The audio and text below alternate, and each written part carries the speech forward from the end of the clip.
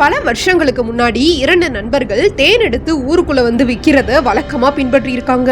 ஒரு நாள் அந்த நண்பர்கள் மலை காட்டுக்குள்ள தேன் எடுக்கிறதுக்காக போகும்போது ஒரு மயில் அவங்கள நோக்கி பறந்து வந்து தோகையை விரிச்சு நின்றுட்டு பறந்து போய் காட்டுக்குள்ள இருந்த குடிசை உச்சியில உட்கார்ந்து இருந்திருக்கு.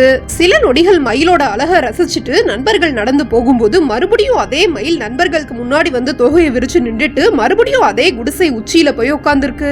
உடனே நண்பர்கள் ஏதோ வினோதமா இருக்குன்னு புரிஞ்சுக்கிட்டு குடிசை வீட்டுக்கிட்ட போகும்போது ஒரு பெண் அழுகிற சத்தம் பயங்கரமா கேட்டிருக்கு. அடுத்த நொடியே வீட்டுக்கு போன நண்பர்கள் ஒரு கர்ப்பிணி பெண் பிரசவ வலியில அழுகிறத கவனிச்சு பக்கத்துல வேலை பார்த்துட்டு இருந்த பாட்டியை கூப்பிட்டு வந்து அந்த பெண்ணுக்கு பிரசவம் பார்க்க சொல்லிருக்காங்க. உடனே பாட்டி நல்லபடியா பிரசவம் பார்த்ததுனால ஒரு ஆண் குழந்தையும் பிறந்திருக்கு. குழந்தை பிறந்து அழுகிற சத்தம் கேட்கிற வரைக்கும் அந்த மயில் குடிசைக்கு பக்கத்துல இருந்த மரத்திலேயே நிக்கிறதையும் குழந்தை பிறந்து அழுகிற சத்தம் கேட்ட அடுத்த நொடியே மயில் கத்திக்கிட்டே பறந்து போறதையும் கவனிச்ச நண்பர்கள் அந்த பெண்ணுக்கு முருகனே துணையா இருந்ததாக நம்புறாங்க. நண்பர்கள் நடந்த விஷயத்தை குழந்தையோட அம்மா கிட்ட சொன்னோனே அவங்க அம்மா அந்த குழந்தைக்கு பாலமுருகன் பேரு வச்சதாகவும் சொல்றாங்க.